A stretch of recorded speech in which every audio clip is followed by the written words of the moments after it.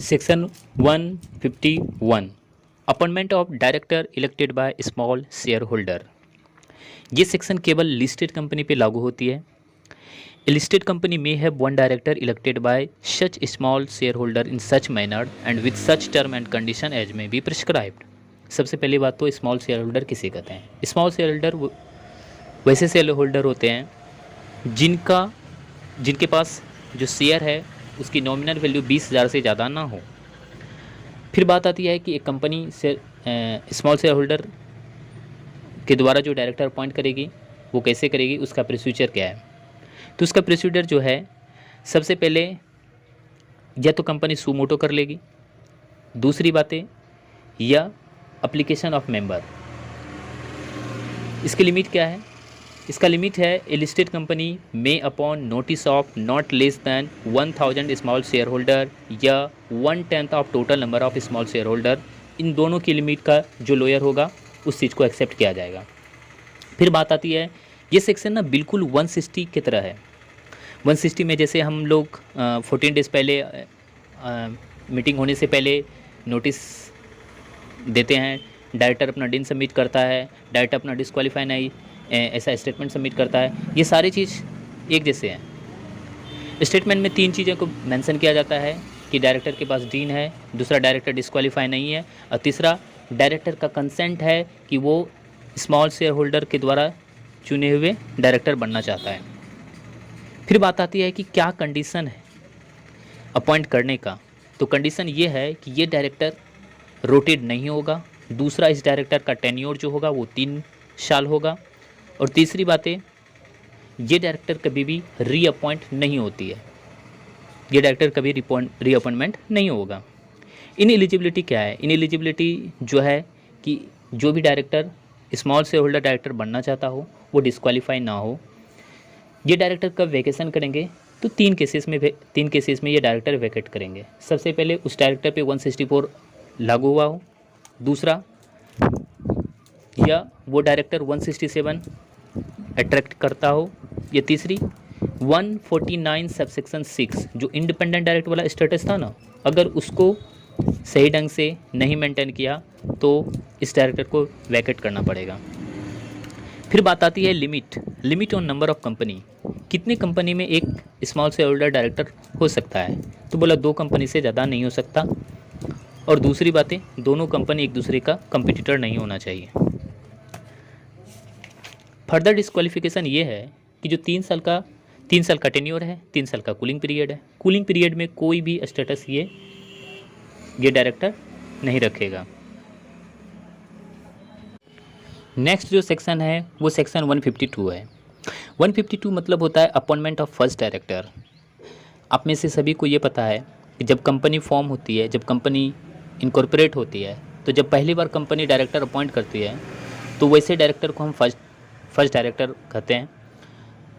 First director का appointment जो होता है पहले से ही किसी आर्टिकल्स में मेंशन होता है।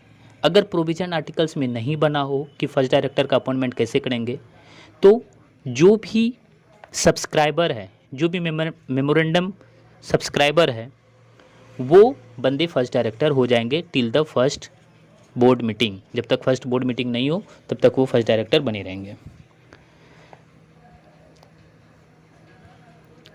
अब दूसरी बात आता है कि फिर से बात है कि उसका डीन होना चाहिए, वो डायरेक्टर का कंसेंट होना चाहिए कि वो फर्स्ट डायरेक्टर बनना चाहता है कि नहीं बनना चाहता है। ये तो नॉर्मल प्रोसीजर है, ये तो रहेगा ही रहेगा।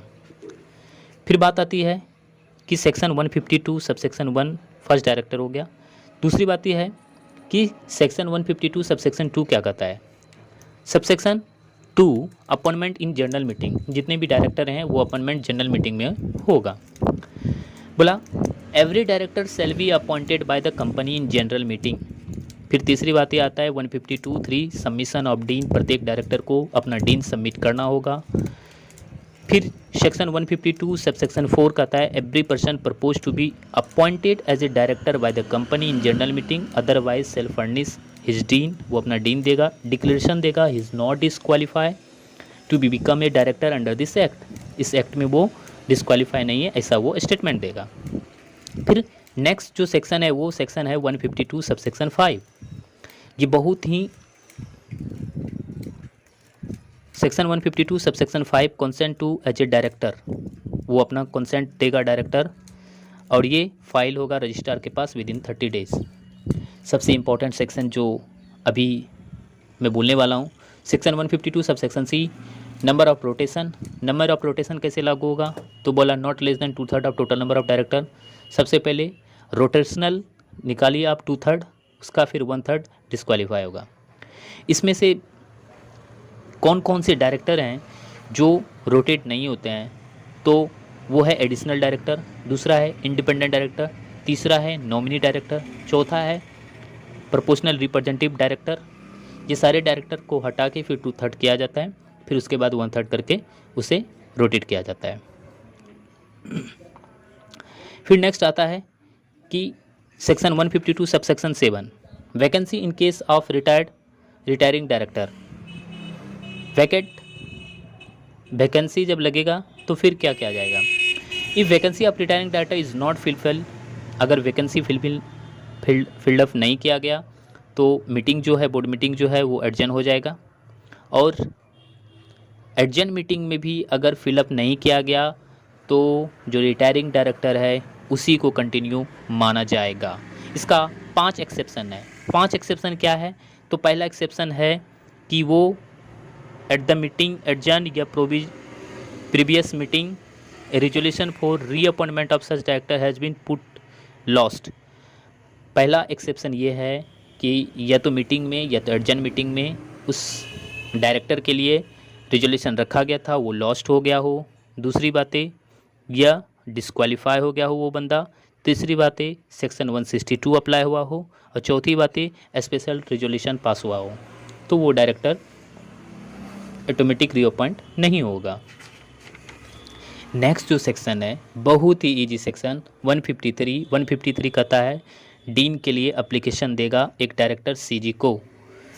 नेक्स्ट सेक्शन 154, अब एप्लीकेशन देगा तो क्या क्या डॉक्यूमेंट लगेगा वो आप सब तो जानते ही हैं, photograph, proof of identity, proof of resident, board resolution, specimen signature verified, जितने भी प्रिस्क्राइब डॉक्यूमेंट है वो सारे लगेंगे। फिर सेक्शन 154 क्या कहता है, सेक्शन 154 कहता है अलॉटमेंट ऑफ डीन। सीजी क्या करेगी, सीजी 1 मंथ के अंतर्गत डीन जो है डायरेक्टर को अलॉट कर देगी।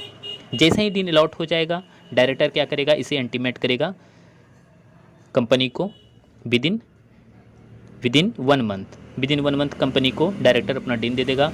डायरेक्टर क्या करेगा, सेम डीन को आरओसी के पास फाइल कर देगा 15 डेज़ के अंतर्गत। डायरेक्टर जब इंटीमेट करेगा कंपनी को तो वो सेक्शन 156 है।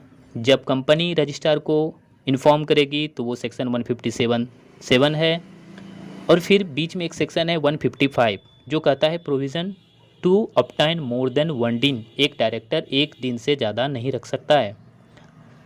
फिर बातें आती है सेक्शन 157 जो अगर उसमें कंपनी 15 दिन के अंतर्गत 15 डेज़ के अंदर अगर आरओसी को नहीं फाइल किया तो पेनल्टी फेल्योर होने का लगेगा 25,000 and 100 rupees each day after the first during which such failure continue and subject to maximum 1 lakh तक लगेगा।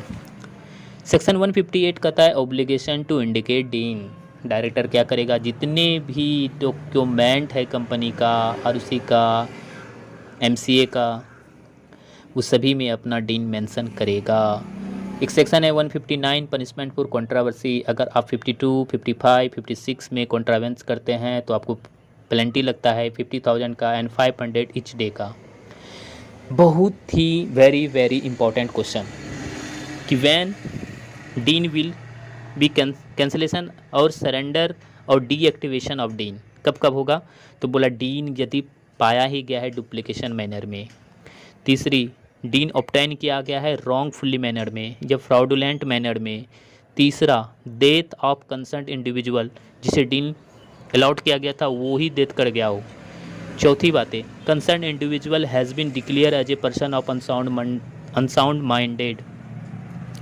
Mind by a competent court. किसी कोर्ट के द्वारा जो कंसर्न पर्सन था जिसे डीन अलॉट किया गया था वो बंदा अनसाउंड पर्सन माना गया। Concerned individual has been adjudicated as a insolvent बंदा हो गया। इन सारे केसेस में या तो डीन कैंसिल हो सकता है, या सरेंडर किया जा सकता है, या डीएक्टिवेशन हो सकता है। एक सेक्शन है, सेक्शन नहीं रूल्स है, रूल्स 12A, जिसमें KYC सबमिट होता है। और दूसरी रूल्स है rules to be e form active, इसे आप खुद पढ़ लीजिए। नेक्स्ट सेक्शन जो है section 160, right of person other than retiring director to stand for directorship. जितने भी डायरेक्टर अप्लाई करता है डायरेक्टर बनने के लिए अदर देन रिटायरिंग डायरेक्टर, वो सेक्शन 160 में फॉलो होता है, other than additional alternative casual vacancy nominal director को छोड़ के, NPR को छोड़ के। इसकी क्या क्या रिक्वायरमेंट, तो जो न्यू डायरेक्टर बनने वाले उसका रिक्वायरमेंट है कि 15 डेज़ के पहले आपको नोटिस देना पड़ेगा कौन से डायरेक्टर को आप प्रपोज कर रहा है। डायरेक्टर अपना खुद का नाम प्रपोज कर सकता है या दूसरे का नाम भी प्रपोज कर सकता है। दूसरी बात ये है कि वो 1 लाख डिपॉजिट देगा। इस 1 लाख में कुछ, इस 1 लाख को अगर आपको रिफ़ंड पाना है तो मिनिमम कम से कम 25% वैलिड वोट आपके फेवर में आना चाहिए। तो आपको 1 लाख जो डिपॉजिट किया गया है, रिजोल्यूशन लॉस्ट होने के बाद भी आपको 1 लाख रिफ़ंड मिल जाएगा। फिर बात आती है कि कौन कौन से ऐसे डायरेक्टर हैं जिनको डिपॉजिट नहीं करना पड़ेगा यदि उनका नाम प्रपोज किया गया हो अपॉइंट के लिए। तो the first independent director, second NRC nomination and remuneration committee अगर प्रपोज कर रहा है किसी डायरेक्टर को तो डिपॉजिट नहीं लगता है, या बोर्ड ऑफ डायरेक्टर प्रपोज कर रहा है तो डिपॉजिट नहीं लगता है। इंटीमेशन तो देगा ही, एटलीस्ट 7 डेज पहले देगा कि वो डिस्क्वालीफाई नहीं है। दूसरी बातें, डायरेक्टर के पास डीन है। 160 कौन कौन सी कंपनी पे अप्लाई नहीं होगा, 160 का प्रोसेस गवर्नमेंट कंपनी पे अप्लाई नहीं होगा, सब्सिडरी ऑफ गवर्नमेंट कंपनी पे अप्लाई नहीं होगा, सेक्शन 8 कंपनी पे अप्लाई नहीं होगा। एक और बातें, निधि कंपनी के केस में 1 लाख की जगह 10,000 रुपये डिपॉजिट किया जाएगा। सेक्शन 8 कंपनी में रिफंड का प्रोसेस क्या है, it will be decided by there board of director, board of director के द्वारा डिसाइड किया जाएगा।